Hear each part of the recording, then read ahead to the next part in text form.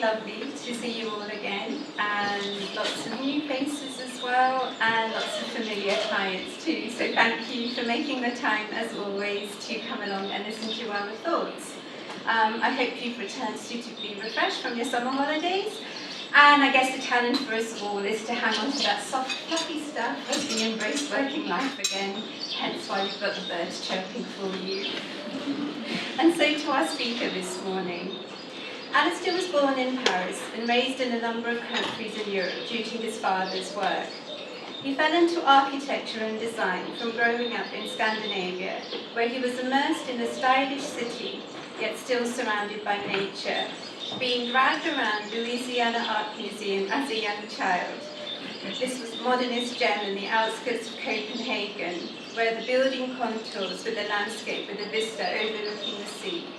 And this building influenced and informed Alistair's early experiences of sublime space working in harmony with nature. And it's also said that when Jean Nouvel first visited this art museum, he fell in love with it straight away.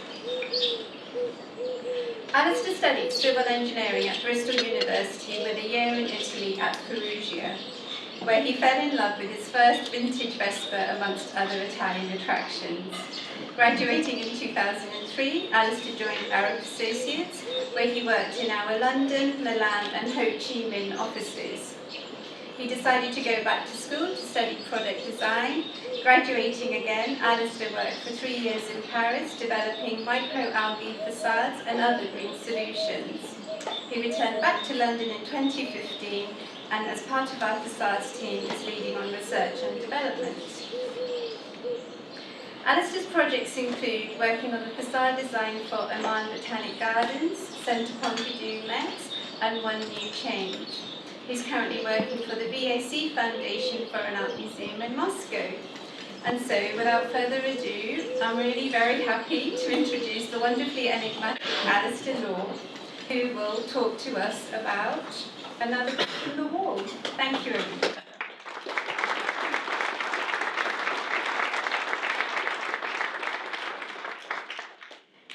Thank you, Farah, for that amazing introduction, and thank you all for coming.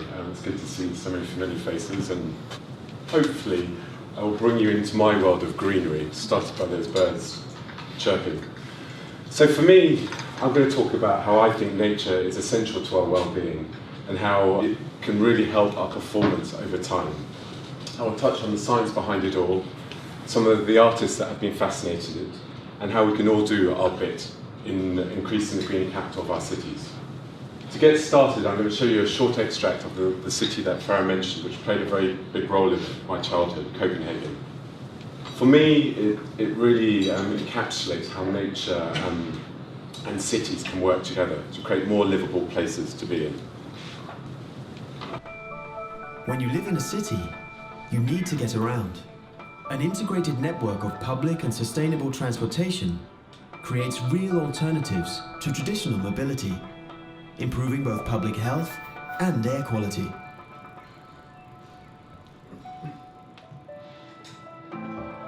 Managing water in cities can spark cultural and economic developments. In Copenhagen, the harbour is now clean enough to swim in, and the area around the harbour baths has flourished.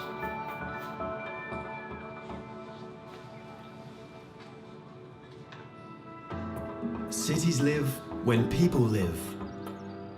Planning urban spaces and recreational areas provide opportunities to enjoy the peaceful, green, and clean sides of city life.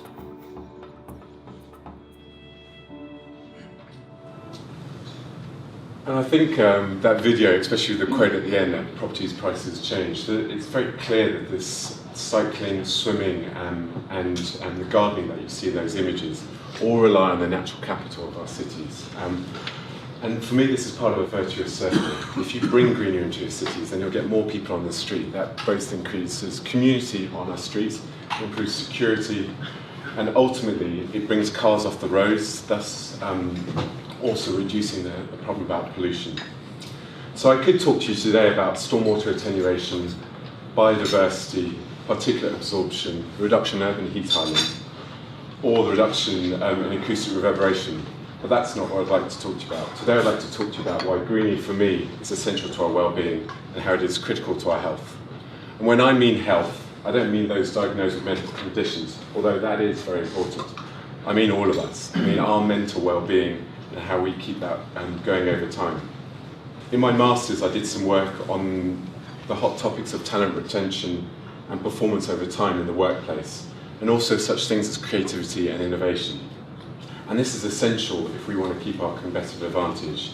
On a macro scale, whether that is a city, or on a micro scale, whether that is a business, competitive advantage is something that will keep us ahead of everyone else.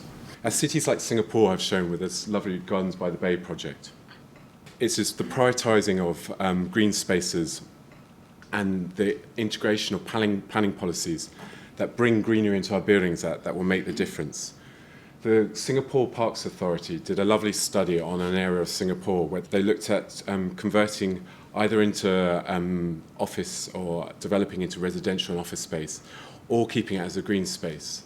And the long-term economic model showed that it made more sense to keep that as a green space than to develop it. I think that's a good sign that we need to back this up with economic data. And then I guess this kind of mass exodus that we've found, especially in San Francisco, where tech companies moved out of San Francisco, is now being reversed. Now everyone wants to be in San Francisco, because that city is a great place not only to live in, but also to work in. And then on this micro scale, I think businesses, we need to keep differentiating ourselves. And I think Arup, as the reason why we've kept our offices in London, is another good example why we think we need to be right in the centre of it all. And I think we can improve our cities. And as this image of a building in Singapore showed, there is much more that we can do. And I see this part of it as feeding our minds, bringing this greenery. Why do we travel to the far corners of the world to immerse ourselves in nature, whether that is New Zealand, Australia, etc.? Why don't we put it on our doorstep in the cities that we live and work in? Those holidays are all too short, and so why can't we just try and embody it in all the architecture that we do? Which brings me to a city I love, and a city that I've spent most of my career, London. My mission is to convert this city into a green oasis, and I think it's definitely possible. At the moment, I'm having a life choice as I bring up a young family, and this is where I would like to bring up my children. Ideally, I would love them surrounded in the countryside by greenery. But at the same time, I work in London, I want to get home very fast, etc. So it's this choice between commuting or living, and if we could bring more greenery into our city, people like me will not have to make this choice. London, we're very lucky. We have 27 square metres of greenery per habitant. And as you can see, compared to some of these other cities, whether that's Stockholm, Singapore, or Amsterdam, which are competing against us for talent, this is not as good, although we are better than the likes of Tokyo, Paris, and Buenos Aires. I think it's also important to note that the WHO, the World Health Organization, stipulates 9 metres squared per habitant in terms of necessary greenery for our well-being. So although we've got a long way to go to that 9 metres squared, with the government's aims to build 1 million new homes in the UK, urbanisation is slowly going to erode that number of 27 metres squared. And therefore, we're going to have to look elsewhere to increase our green capital. And for me, I think buildings can do a lot more, and as well as other parts of our city, if we want to keep our competitive advantage. I go back to Copenhagen very briefly to say that this city has won the most livable city awards several years in a row. And I don't think that's purely just because of the climate, which we all know is variable. I think it's actually how they bring nature and how they've turned Copenhagen into a very livable city. And just to note, London rarely ever makes it into any of these livable city awards. So I think we've got to do a lot more, guys.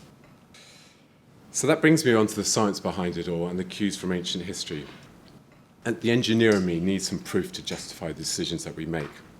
From the Greek temples of Eclepsius, the Greek god of healing, which were perched over hilltops overlooking the sea, where people would breathe in the sea air and have these amazing views to make them feel better, to the Victorian hospitals in country houses where people were immersed in nature and were constantly experiencing nature, it's been clearly shown that there are many benefits.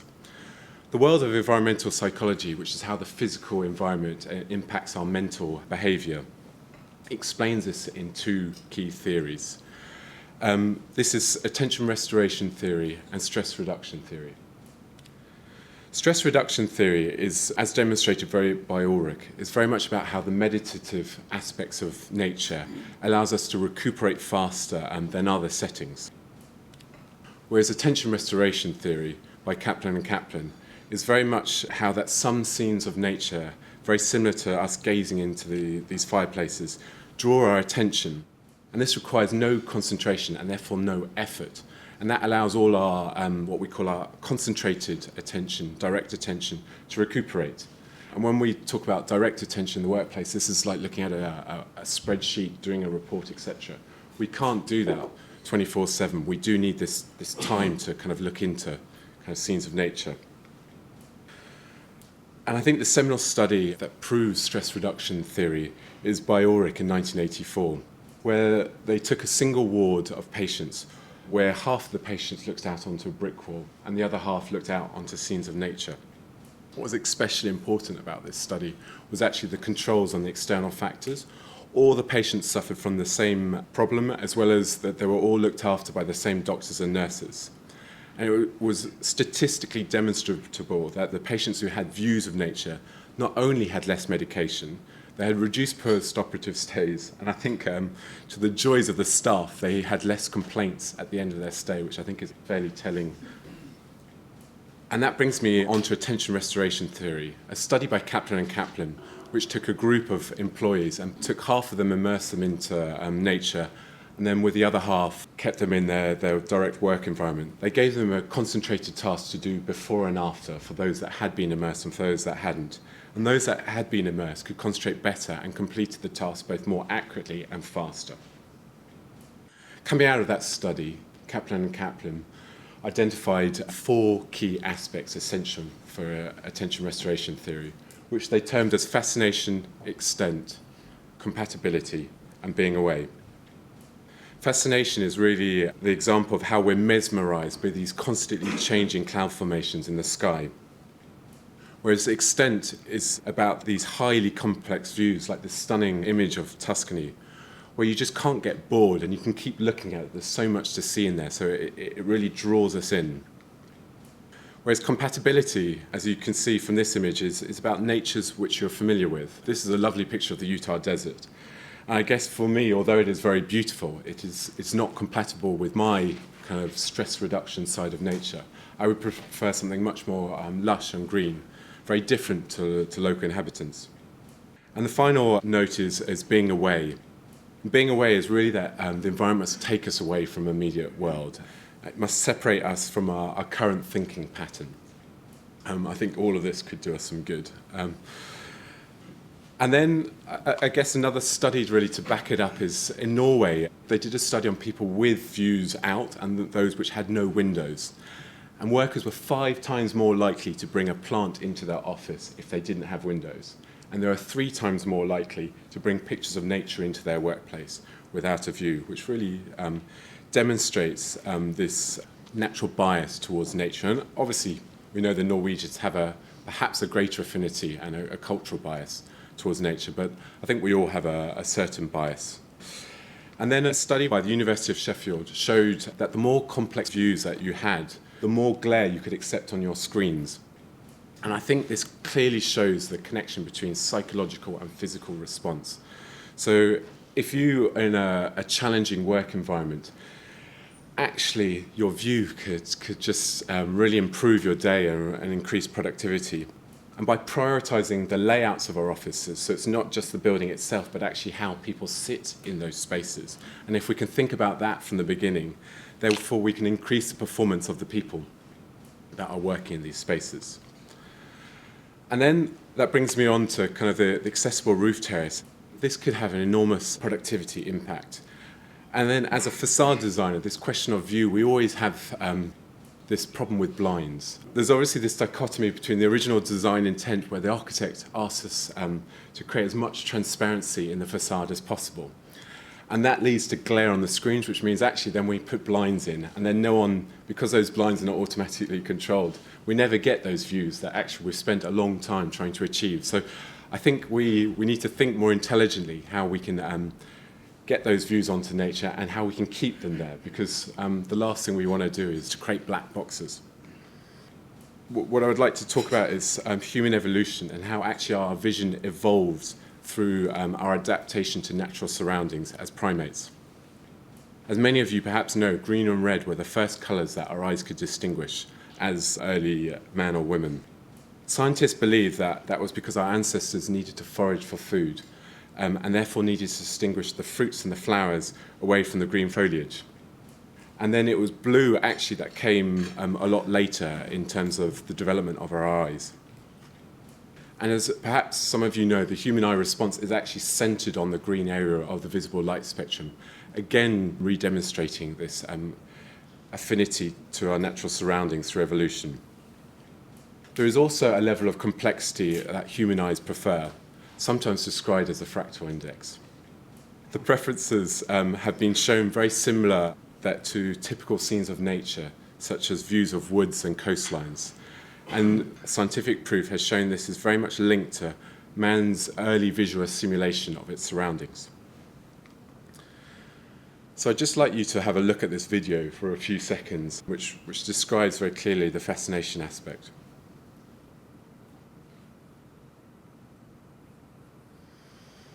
So how do you feel?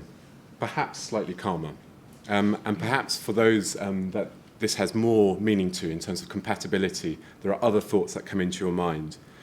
But other than that, it should have a very meditative aspect, very similar to controlling breathing in mindfulness practice. And these scenes are things that actually you wouldn't actually stare at. They're things that appear in the corner of your eye and actually grab your attention for very short periods. I would just like to describe some of the aspects of artists and their fascination with nature. If we look around us at all the artists, I would say a significant part of them have been inspired by nature. I think it's very important to start with Turner, who really was one of the first artists to exploit this understanding and the attempts to capture almost the supernatural aspects of nature, whether that's mists, clouds, changing sunlight. He focused on the experience at an exact moment rather than his peers who tried to capture the landscape in a faithful reproduction. So it's really about a moment of time. Monet, another artist, focused on a particular view. He then studied this both in different seasons and at different times of the day. And I think diurnal and seasonal variation in nature is really, really important. I'm often asked to create sort of natural scenes which are absolutely fixed, but actually none of us want bits of greenery that doesn't change. I might as well make it out of plastic. There's no benefit to something. Actually, as I cycled through Regent's Park today, I could see the trees were going slightly brown, which was the start of autumn, and I think this is really important, actually, that nature lives. Another artist, Olufsen Elliston, a real favourite of mine, as probably some of you remember from the Weather Project in the Turbine Hall.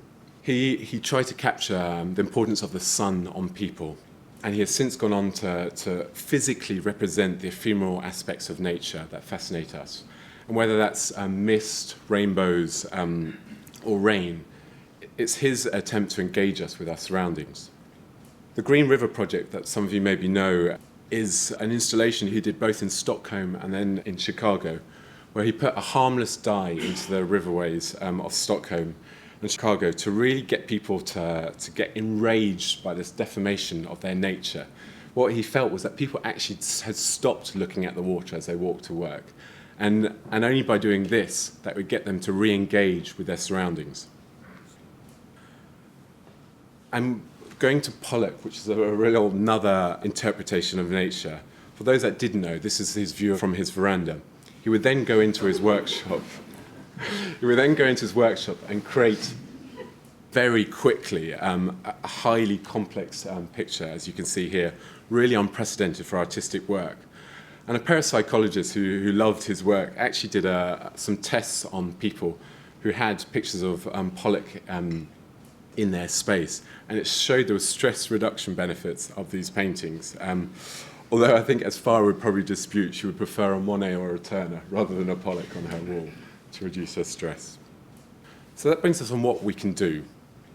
Building integrated vegetation, or as I prefer, building envelope vegetation, is something that can be split into really two approaches, both horizontal greening and vertical greening. Horizontal greening is much cheaper and easier to achieve. For me, it's a no-brainer for roofs and terraces. everyone is going to impact, and there's very little impact on the building itself when included at the beginning of the design process. How often do I get that complaint that we can't put that green roof on the terrace because the loading is too much? And for me, this is something because it wasn't considered at the beginning.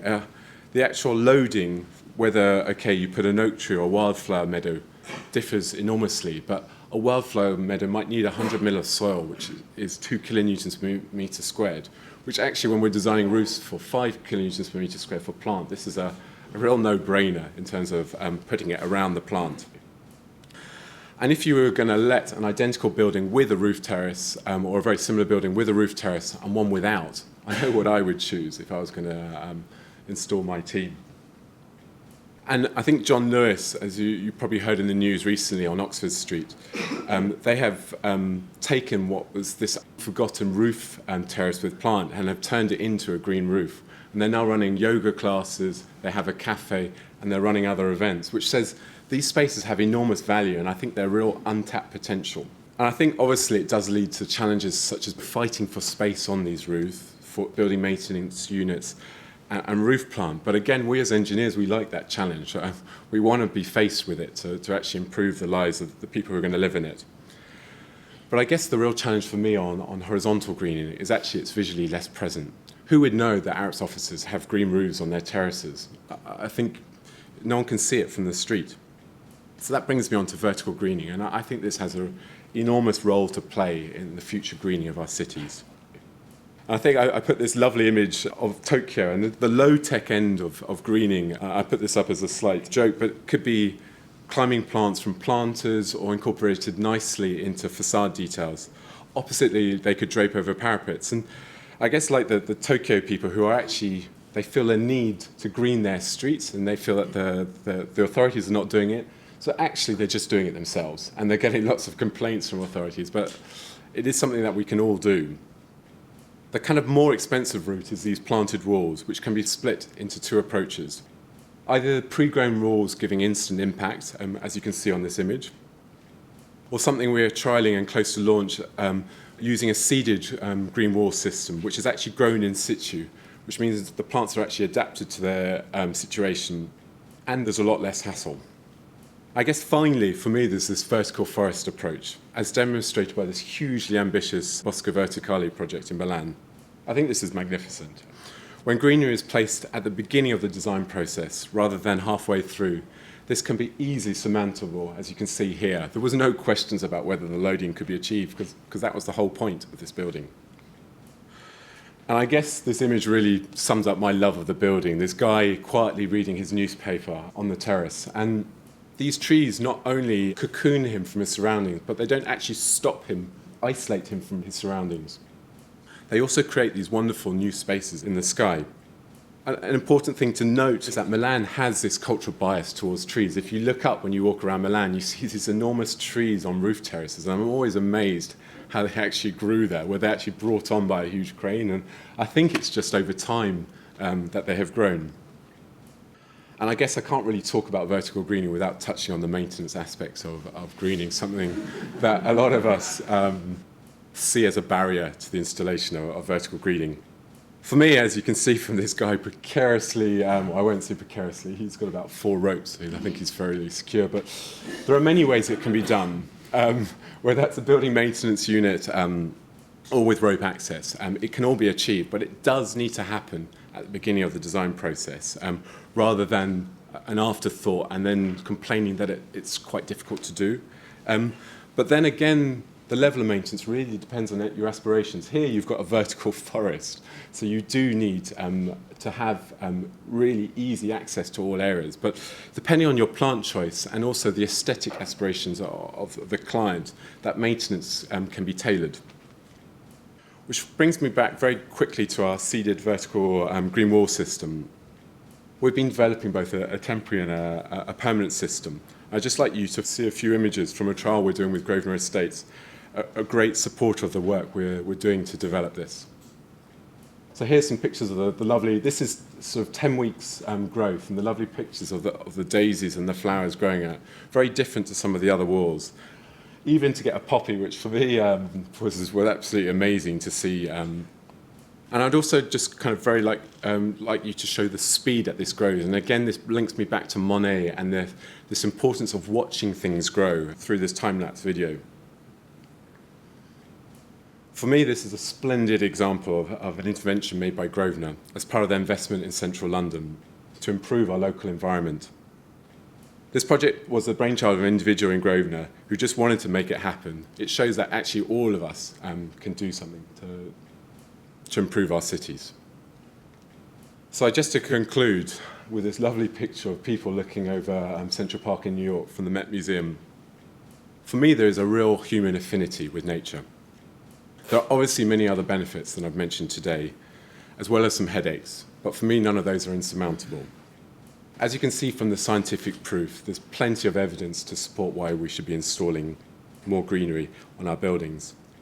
The number of solutions, like the ones I've presented, are increasing on a yearly basis, and they're becoming much easier to integrate.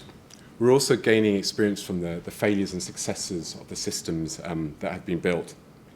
Therefore, what is stopping us? To paraphrase a quote, the best time to start was yesterday. The next best time is now. Therefore, next time you as architects, planners, clients, etc., are developing that master plan, substation, piece of infrastructure, think about the people who are going to be walking through that space, who will be looking at it, who will be immersing themselves in it. We, all of us, can do our part in keeping this city and its people at its best. Thank you very much.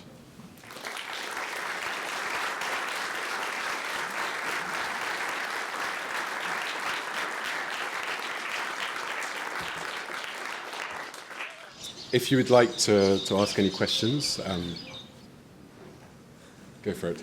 I've just wondered what your opinion was about the green belt around London and development on that in future. Oh, that's seeing some people from the GLA here. I think we could could probably go into that. The green belt. I think there's a lot of debate about the value of greenbelt and how that's exploited. I mean, you can either see it adds enormously or it constrains the city. And for me, actually, a holistic approach in the kind of the Singapore approach, which is rather than that you actually evaluate each space individually rather than you force a constraint. If that green belt is actually being used by the people, and I, unfortunately, I'm not familiar with how much that's engaged with. But if it is, and if it's not, we should be creating that, like the lovely wetland parks out towards Stratford. But I think it has value, but it shouldn't be seen as a thing round our neck and actually seen something that to allow us to breathe. Yes, sorry. I'm looking at green infrastructure as a building service, and you mentioned architects just now, but how do we convince engineers and the kind of quantified evidence and benefits that come to integrate green infrastructure into our buildings? So I think that's a good question. I mean, Arup's just about to release a publication on this where they have tried to quantify some of those benefits. And actually on that wall with Grosvenor, we'll be doing some testing of the air quality to kind of actually get some of the numbers to justify it. But we have this debate regularly among ourselves about giving some hard facts on why we should do it. And for me, and this is why I talked about well-being, for me that's the key. And there is stormwater attenuation benefits. There is numerous other benefits that are useful. And the advantage is, or the key is that it forms part of a whole rather than individual interventions. And this is why it requires a city-scale approach. And I think we've talked with the GLA about this, about how this could supplement some of the services that they provide, bringing greenery into our buildings. And the big question is the timescale it takes to increase this green capital on our buildings. But we are doing our bit, and we're kind of we're a bit fed up with numbers being put out there without some basis behind it. So I think we're in this early stages of actually putting some research behind it in terms of exact numbers. Did you do a similar approach with sound, like ecology of sound in cities? What can be done to control it? What is the optimal sound background we should have in offices? It's a really good point. As part of the study coming out, we have done some analysis on sound. And I would love to say some of the results are are not as positive as we would expect, to be very honest. Direct sound goes from one point to another, and putting greenery on there is not going to stop that getting from that point to the other unless it's in front of the noise path. Whereas actually it does stop reverberation, but there is going to be a document which is going to be launched at the end of this month, which should address that. But I think the optimal sound is quite interesting. I went to a mental health talk yesterday on architecture to improve mental health, and sound is very key, especially in recuperation spaces. And I think for me, I want to take it to all of us because I think it's key for all of us on a daily basis. And London does get very loud at times. So again, there is a lot of work doing, and I think it's actually getting the needs from the people who are building, and then we have the ability to kind of cross-discipline tackle that. Yes. I love the idea about the screening around the scaffolding. It seems a fantastic way of putting greenery, even just temporary. What do the builders think of it? Well, that's a good point, actually. We actually we're using exactly the Monoflex scaffolding sheeting that they already use. So we actually got some scaffolders, or the scaffolders put that up themselves, and then we came in afterwards. So actually, we tailored it to the industry, so to make it normal. And what I think actually is the most, so the nicest bits is actually we've got a couple of guys on site who are looking after it, who are the site staff. And they're pretty much, they're treating it as their own. They've really adopted the wall. They're changing the watering cycles. We're not actually having to tell them to do anything. They've done it before we've even asked them. And I think that's the power of nature, that people actually integrate it into what they do. And I think we all have our basil plant or whatever at home or etc. That however small or great it might be, we all look after it. And I think it's instinctive. So yeah, it's been very positive actually, how that becomes just part of the scenery. One of the traditional barriers that clients often come up with green walls is, you mentioned maintenance, but just them going brown and dying and what you have to do to stop that, or if it happens. I wonder if for the two systems you described, you can talk a bit about that. Yeah, it's this tricky, and I think the clear note on the maintenance was it comes down to client expectations. As you say, at the moment there is almost a historical bias to green walls by the likes of Patrick Blanc, who's done some really great work at promoting green walls around the city, but it's created a certain aesthetic and a certain expectations for green walls, with a certain cost that comes with it. As I kind of mentioned, as I cycled in today, I looked at Regent's Park as I went through it, and I kind of saw these brown tinges, and I was like, is this actually disturbing my view on Regent's Park? Because I knew the question would come up, and I feel that it's part of the natural cycles, and again, it's something with education, and that's why we did and we are doing the time lapse to really capture this wall in all its seasons. So actually, the expectations can be met and understood. We do have this problem. I mean, you constantly look at green walls, and as we all know, corners are especially difficult areas because of the high wind speeds. So you get a lot of browning at the tops of walls and on the corners of walls. So I would say it's still a challenge, the right plants, and you can either take the approach to adopt evergreen strategies, which are, for me, this kind of, I say, non-moving, static greenery, or you can say that this is going to live, and actually people will be excited when the poppies arrive in spring and those wildflowers arrive. So it really, it's a personal choice, but at the same time, I do think we should be moving away from these very expensive walls, which are highly controlled, and where actually a lot of these walls have these pre-planted walls. They replace 30% of the plants a year, which just to keep them looking that. So for me, that isn't nature as I know it, but it does have a place. I thought Alistair was brilliant. I mean, as a QS myself, we're often asked to reduce the costs, and things like the greenery would often be cut out of the scope if needed, and now advise the clients to increase their greenery where possible, because it's, from what Alistair said, it's obviously got so many benefits as opposed to not having it at all. So I'd definitely be advising clients to have green roofs, for example, and to pay that extra money for that extra benefit. And this will ultimately bring value to the buildings and the people within them, as well as the client. As an international contractor, we do see these trends at the moment.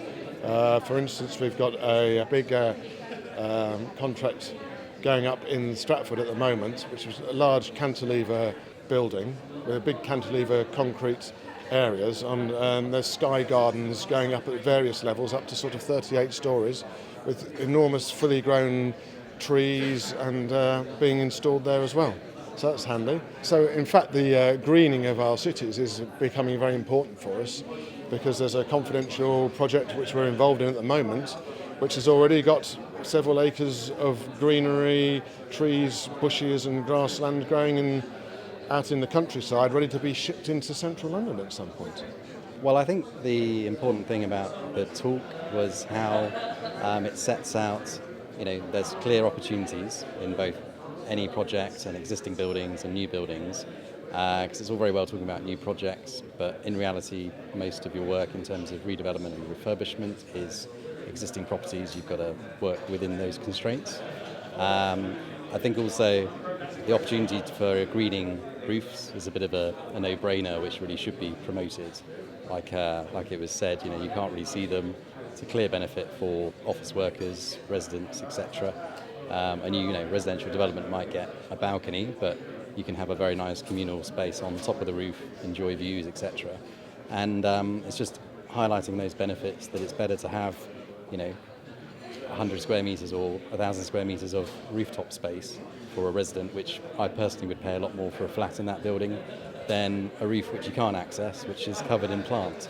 Obviously some plant has to be on the roof for air access and things like this, but in reality it's one of those issues where I think a lot of people just don't put enough thought into it at the beginning or at the early stages of a project. So it's one of those things where my understanding is that councils and the GLA are very much looking forward to promote this much more and enhance sort of the livability of cities.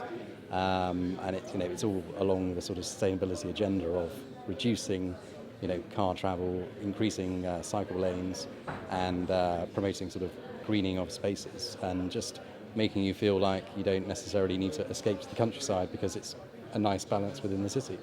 So it's, I think you're kind of pushing at an open door, and if anything, the biggest issue is not necessarily convincing clients, because I don't think it's so much of a cost issue, it's just a thought process. It just doesn't pop up unless you educate people and tell them about it. So I think the main thing will be really to like these talks, get the word out and sort of take it from there. But fascinating.